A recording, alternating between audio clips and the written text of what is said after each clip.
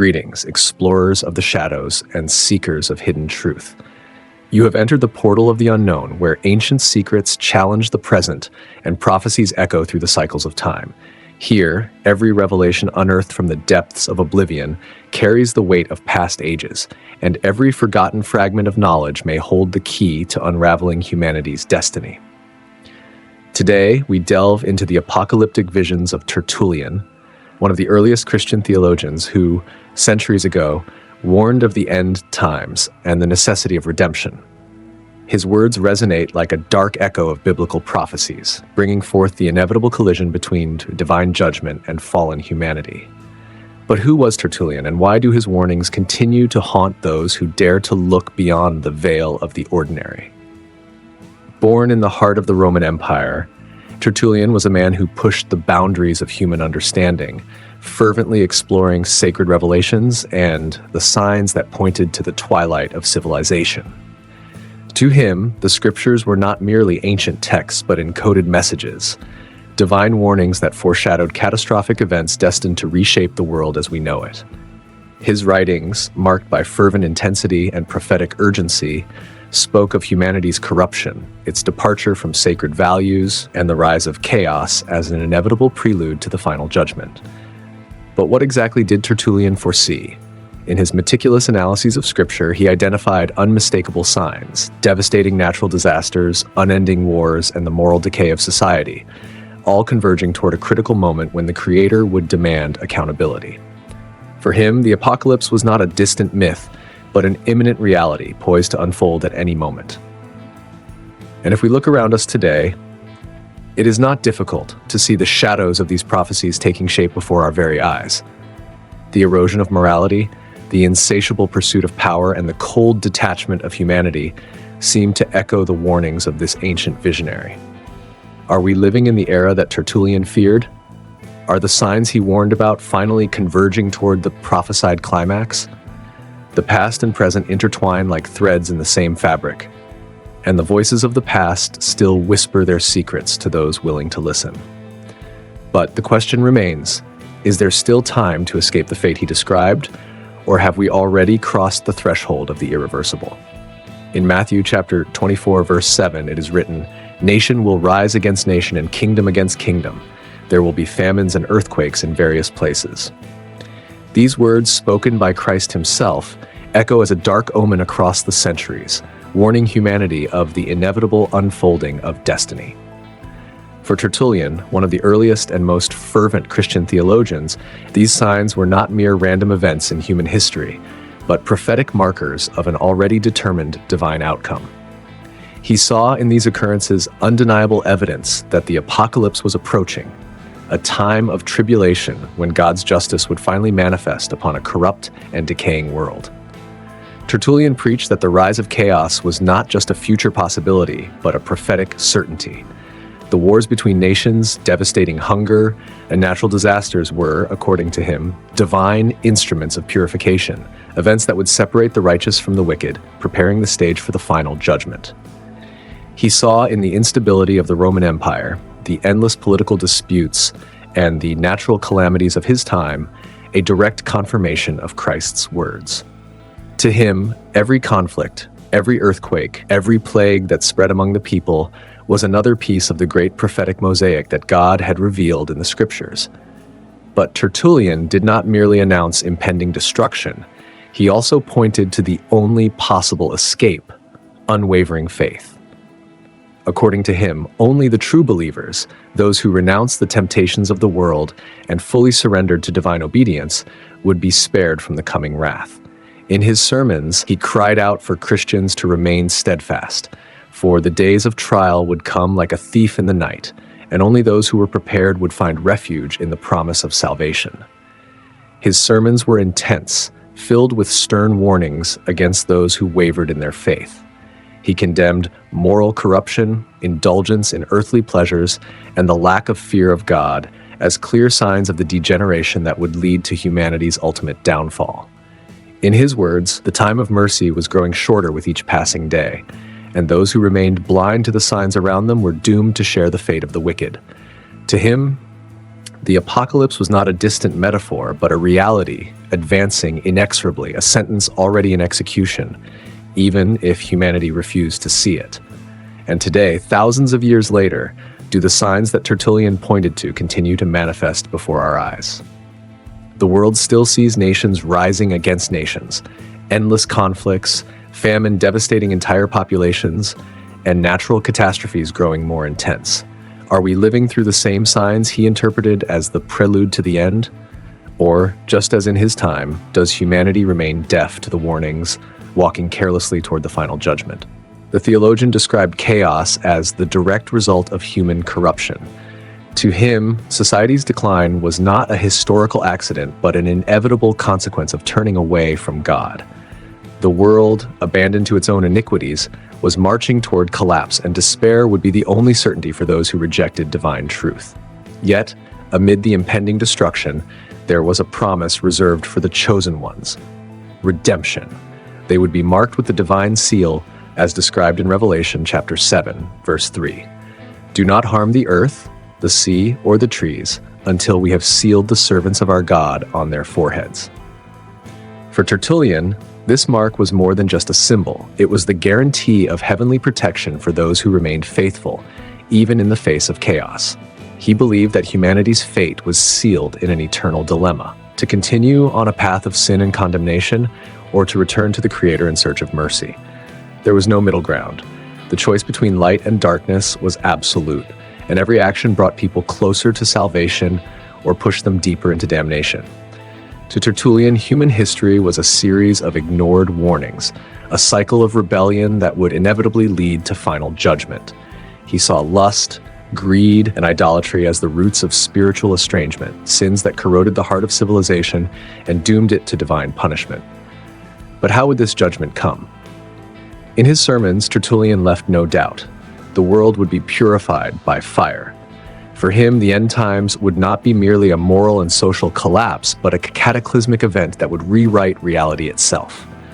The earth, cities, and empires would crumble under the wrath of a just God, definitively separating the righteous from the wicked.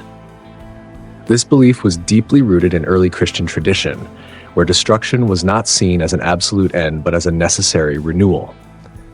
Fire, in its symbolism, did not only annihilate, it also purified, removing impurities and preparing the way for a new beginning. The theologian warned that those who mocked these prophecies were blind to the evident signs around them. Every crisis, every war, every natural disaster was a reminder that the world's clock was ticking toward a decisive moment. Empires might seem eternal, wealth might provide a false sense of security, but all of it would be reduced to ashes when the time for reckoning arrived. However, for the chosen ones, there would be hope. They would not only survive the impending destruction, but emerge as the heirs of a new world, where divine justice would reign supreme. And if we look at the world today, doesn't it seem that Tertullian's words resonate stronger than ever? Endless wars, increasingly frequent disasters, a society drifting further away from spirituality and consumed by the relentless pursuit of pleasure and power. Could we be approaching the same purification he so fervently warned about? If history teaches us anything, it is that those who ignore the warnings of the past are doomed to repeat its mistakes. But the question remains, is there still time to change our fate, or have we already crossed the point of no return? Tertullian's concept of salvation was intrinsically tied to suffering and perseverance in faith. For him, redemption was not granted easily or automatically, but required sacrifice, renunciation, and unwavering resilience in the face of worldly trials. He saw the Christian life as a difficult journey, where every obstacle was a divine test designed to prove the loyalty of God's chosen ones. Only those who endured tribulations with courage and remained steadfast in their faith would be worthy of eternal reward. This idea directly reflected what Paul wrote in Romans chapter 8, verse 18. I consider that our present sufferings are not worth comparing with the glory that will be revealed in us. For Tertullian, this passage was more than mere consolation. It was undeniable proof that pain and persecution were merely a prelude to the true glorification of the righteous. He believed that suffering purified the soul and separated the true believers from those whose faith was superficial. In his sermons, he emphasized that Christians should expect tribulations since Christ himself suffered and left this example for his followers. Persecution, rejection, and even martyrdom were not seen as tragedies, but as hidden blessings that strengthened the spirit and brought the individual closer to the Creator. For him, the blood of the martyrs was not shed in vain, but became the seed of an even stronger faith, ensuring that the truth would prevail over darkness. Tertullian did not accept a passive or complacent faith. He condemned indifference and warned against the dangers of conforming to worldly customs. To him, those who sought comfort and security in the present were, in reality, straying from the true path of salvation. The Christian had to be ready to suffer for their faith, because every trial was a test imposed by God, and only those who persevered until the end would be deemed worthy of eternity. This strict vision, though challenging, resonated with many of his followers, who saw suffering as a direct participation in the divine plan. But there was an even deeper point in his theology. The idea that suffering was not just a test, but also a preparation for the final transformation of the world. For Tertullian, pain was not an end in itself, but a purification process that preceded the promised glory. Just as fire refines gold, trials refine the soul, making it worthy of divine light. This view was shared by many early Christians who saw life's difficulties as preparation for the heavenly reward. Hope was not found in the absence of suffering, but in the certainty that it would lead to something infinitely greater. And looking at the world today, do we still understand this vision of faith? In a society that seeks to avoid all forms of pain or discomfort, Tertullian's words seem more distant than ever. However, challenges continue to arise, and each of us faces trials that test our endurance and beliefs. Are we prepared to withstand tribulations as he taught? Or have we allowed ourselves to be carried away by a fragile faith, unable to withstand the storms that inevitably come? The answer to this question may determine not only our personal destiny, but also our place in the great prophetic conclusion he so fervently proclaimed. Today, we observe the same signs of decadence and rebellion that Tertullian saw in his time. Endless wars between nations, widespread corruption, the inversion of values, and the growing indifference to truth seem to point toward a scenario increasingly close to the prophecies he warned about. But the unsettling question remains: are we on the brink of the final fulfillment of his words? Is this the moment when humanity will finally reap the consequences of its own perversity? Looking at history, we see that periods of great crisis have always been marked by signs of destruction and renewal. The collapse of the Roman Empire, the rise and fall of entire civilizations, the wars that devastated peoples and reshaped borders, these were all seen by many as harbingers of the end. But there is something different in the world today. Never before has humanity been so interconnected. Never before have conflicts been able to spread so rapidly. Never before has knowledge and technology advanced to the point of challenging the very laws of nature. For Tertullian, the departure from spiritual truth was one of the greatest signs that judgment was approaching. Man, by exalting himself as the master of his own life, became blind to the only possible salvation. He believed that the corruption of the spirit was more dangerous than any enemy army. For him, the most terrible war wasn't one fought with weapons, but one fought in the human heart. When society accepted sin as normal, when truth was rejected and lies became the foundation, then ruin was simply a matter of time.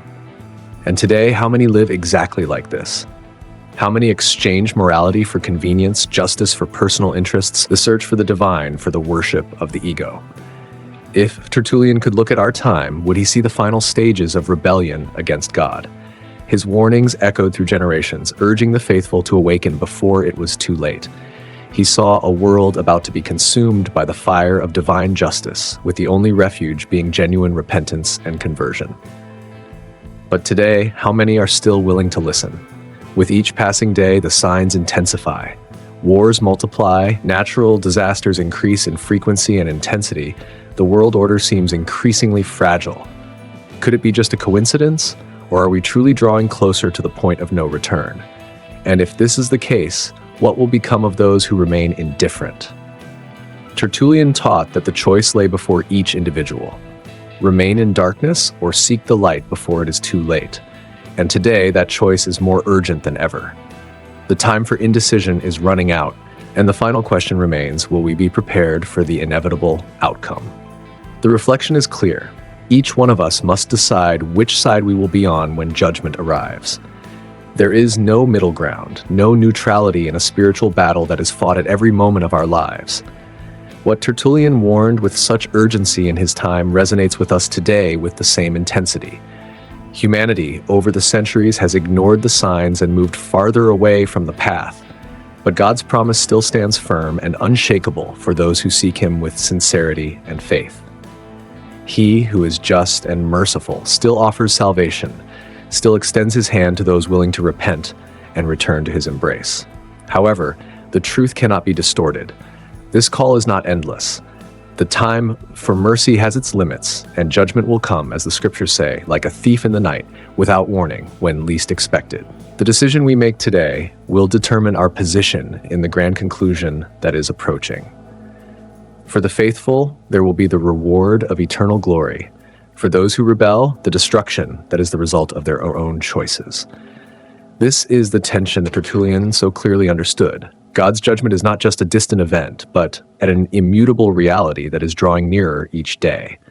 Therefore, the appeal is urgent. If the apocalypse and the warnings of past theologians still have anything to teach us, it is the need for us to be prepared. The battle is not against kingdoms and nations, but against the corruption that resides within ourselves. Divine judgment will not look at titles or wealth, but at the condition of the heart. Are we seeking the truth and justice of God, or have we succumbed to the temptations of the world and turned away from His light? It is a difficult question, but essential. God's promise continues to be an anchor of hope for those who, with sincerity, surrender to Him. He still promises that those who seek Him with all their hearts will be found and saved. But the time for that search is limited. What Tertullian left us as a warning is not an empty cry, but an urgent call to turn back to God, to strengthen our faith, and resist the corruption that tries to pull us away from true life. Judgment will come, but for those who remain firm, the reward will be more glorious than any suffering or trial endured. Salvation promised by God is for those who have unwavering faith, who choose to be marked by His love, and who live in obedience to His will. And when judgment finally comes, those will be the ones who will shine in eternity. If you wish to continue this journey of discoveries and unravel the mysteries of the end times, subscribe to the Portal of the Unknown. The path ahead is filled with enigmas and prophecies, each step bringing us closer to the truths that remain hidden from the eyes of the world. The unknown awaits us, challenging us to look beyond appearances and understand the signs pointing to the ultimate conclusion. But only those who are prepared, those who seek with sincerity and courage, will be able to perceive and interpret these signs clearly.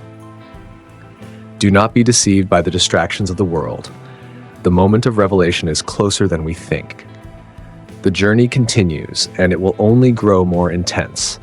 Subscribe now and join us in this relentless pursuit of truth, for what is to come will only be deciphered by those willing to look into the shadows and reveal the light that resides there.